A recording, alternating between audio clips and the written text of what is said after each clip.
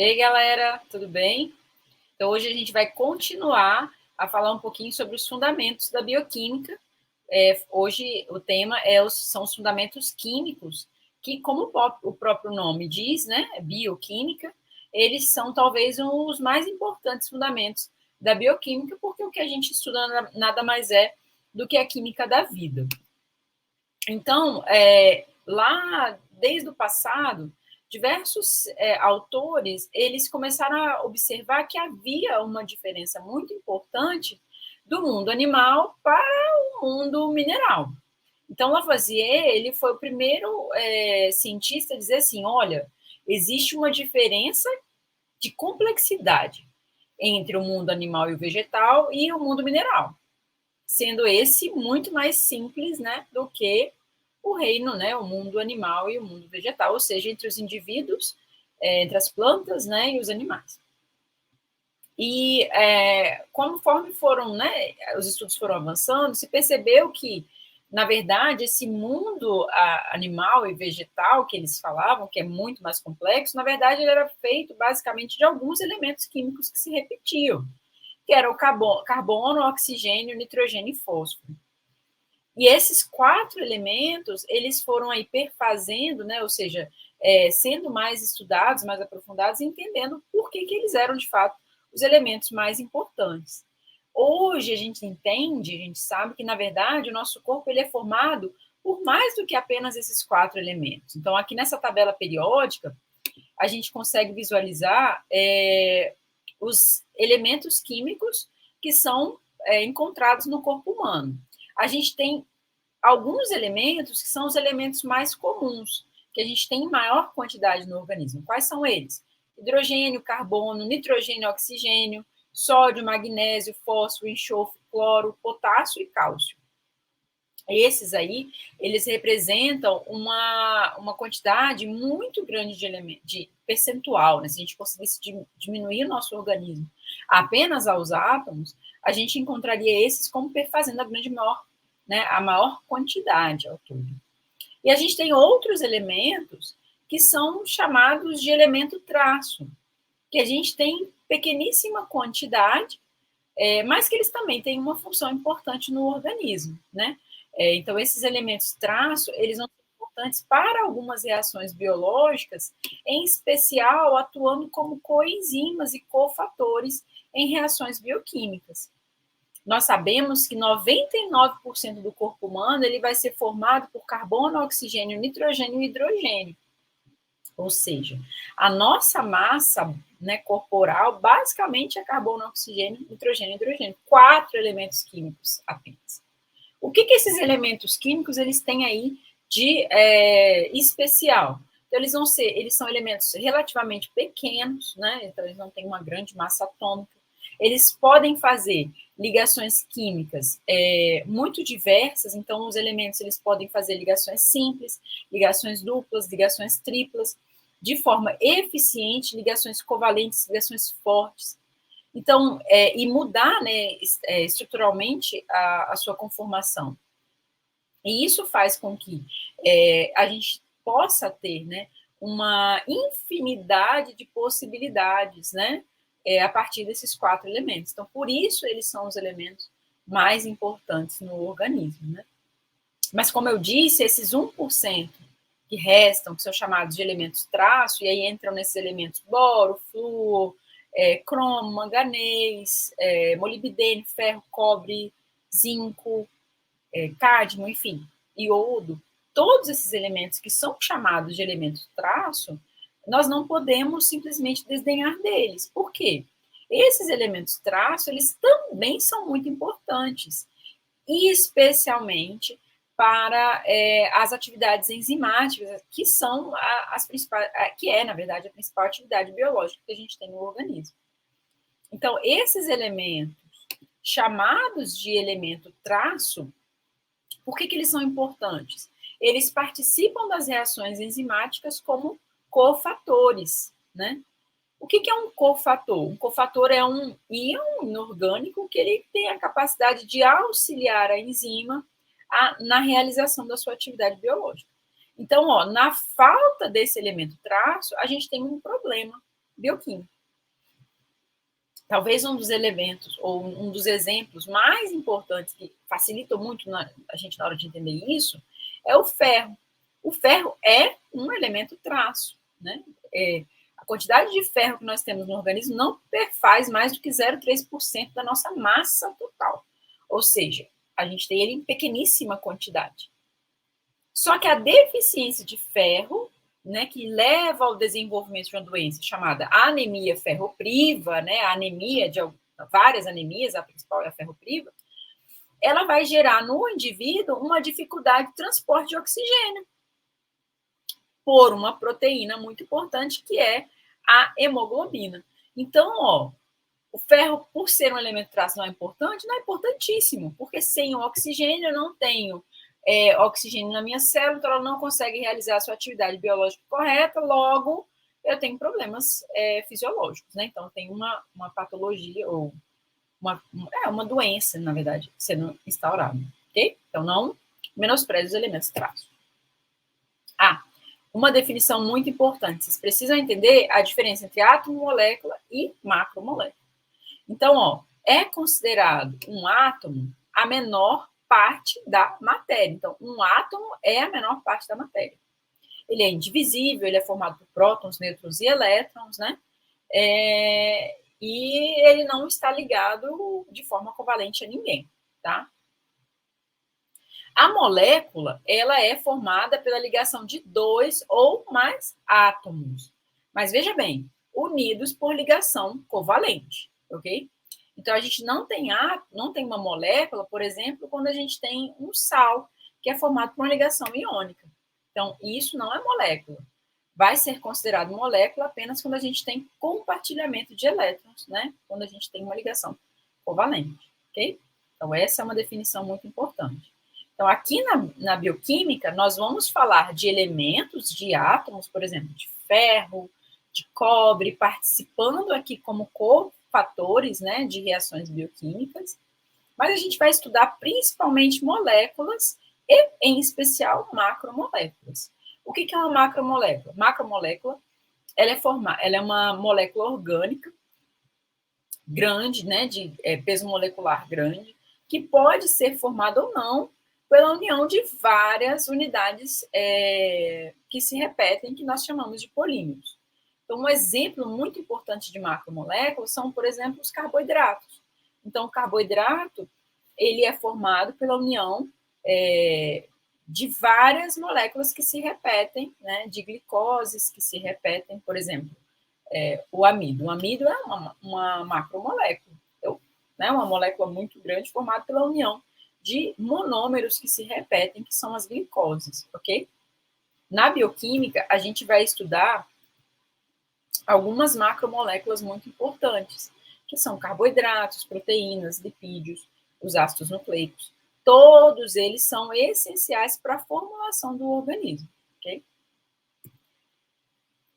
Quando a gente fala de química de organismos vivos, a gente fala de química orgânica, né? E a química orgânica, ela gira em torno de um elemento químico, que é o carbono. Por que o carbono ele é tão importante?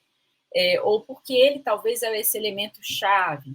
O carbono ele tem a capacidade de fazer ligações com diferentes elementos, ele faz 4 ligações com 4 carbonos ou com elementos diferentes.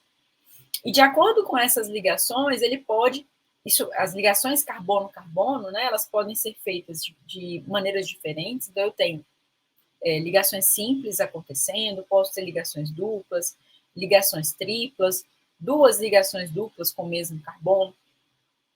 Ou seja, eu tenho aqui uma variedade muito grande de ligações químicas acontecendo com esse elemento.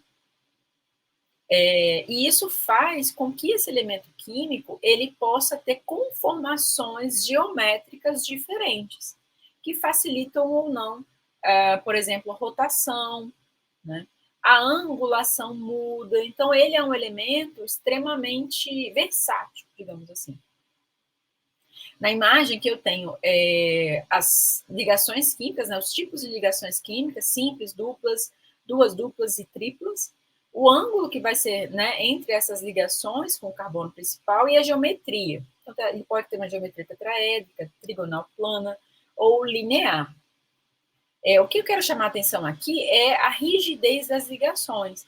Então, quando eu tenho ligações simples, quando eu tenho elementos se ligando no carbono de forma simples, essa ligação ela faz com esse tipo de ligação simples permite uma maleabilidade maior desses elementos no espaço. Então, é uma ligação menos rígida, né? Então, eu posso ter mais conformações, né? Os elementos podem se girar mais no espaço. Conforme eu mudo isso, ou seja, quando eu incluo ligações duplas ou quando eu incluo ligações triplas, a rigidez da ligação carbono-carbono aumenta. Então, quanto maior a rigidez, mais difícil é para eu girar essa conformação no espaço, tá? Uma outra coisa interessante é que o carbono ele muda completamente as suas propriedades químicas de acordo com os elementos que eles estão ligados. Então, a gente tem uma variedade enorme de grupos funcionais que vão ter capacidades ou propriedades químicas extremamente diferentes de acordo com os elementos químicos que estão ali ligados. Então, ó, 2 exemplos, acho que talvez mais antagônicos, são a das aminas, né, e dos ácidos carboxílicos. Então, eu tenho um ácido carboxílico, que é uma função orgânica ácida, tem capacidade de doar prótons para o meio, enquanto eu tenho um grupamento bioquímico, que é a amina, que tem a capacidade de receber prótons no meio, ou seja, tem a propriedade de ser base. Então, aqui a gente tem mostra quão diverso e quão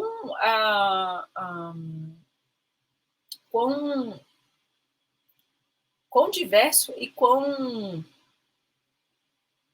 amplo pode ser, né, essas ligações do carbono com outros elementos químicos, né, que faz ele ser aí um elemento tão especial.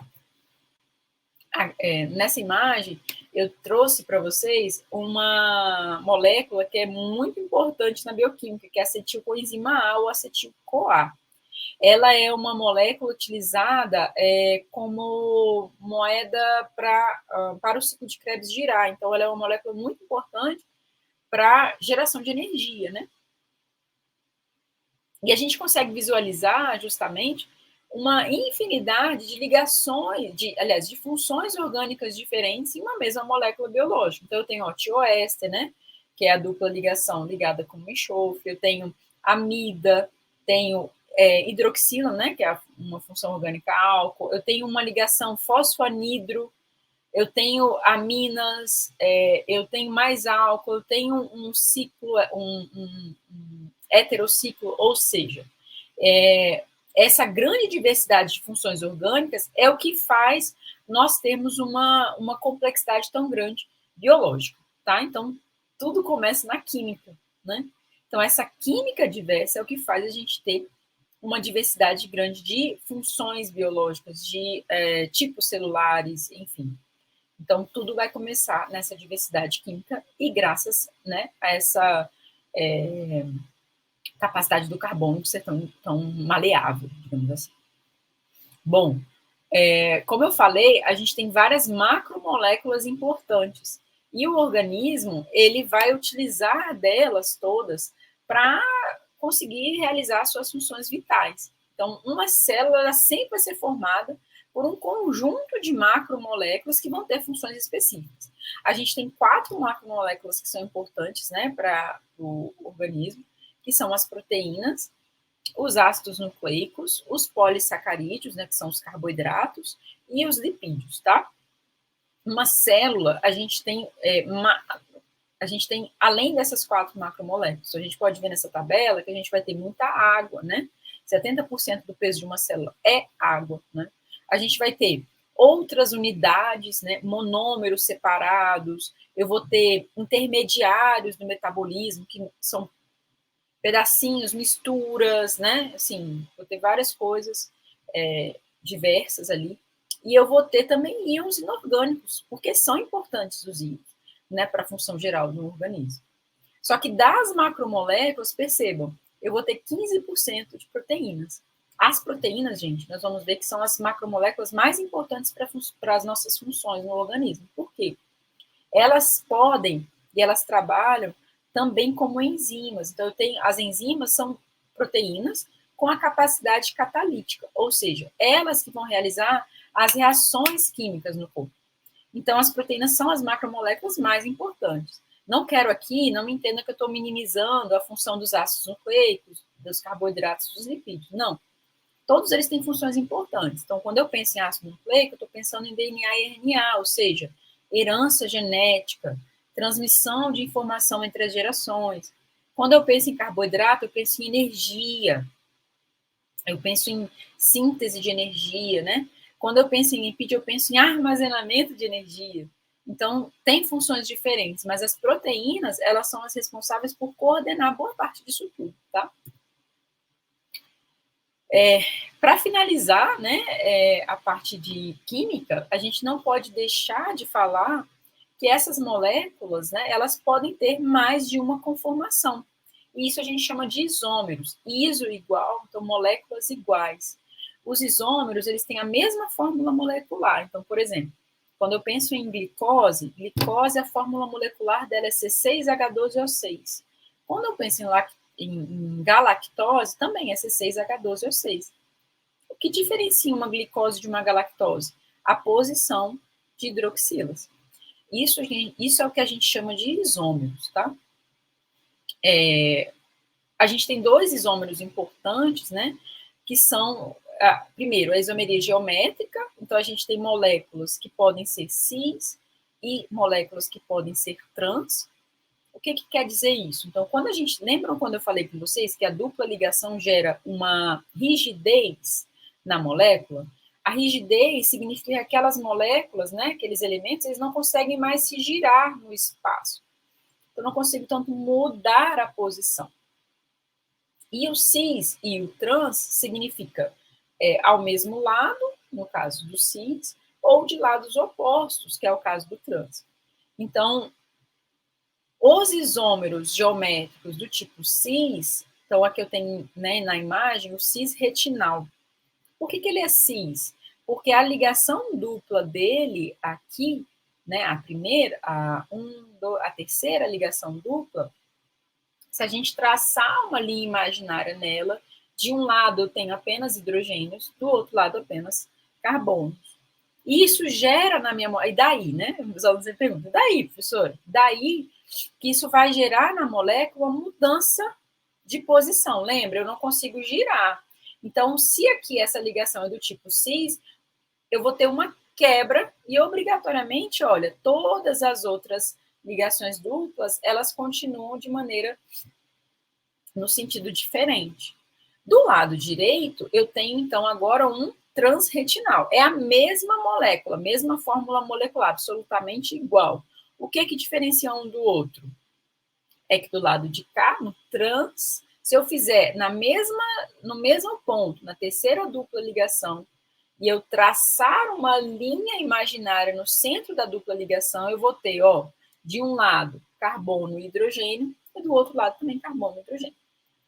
E daí, percebam que o transretinal ele tem uma estrutura linear, enquanto o cisretinal não tem essa estrutura linear.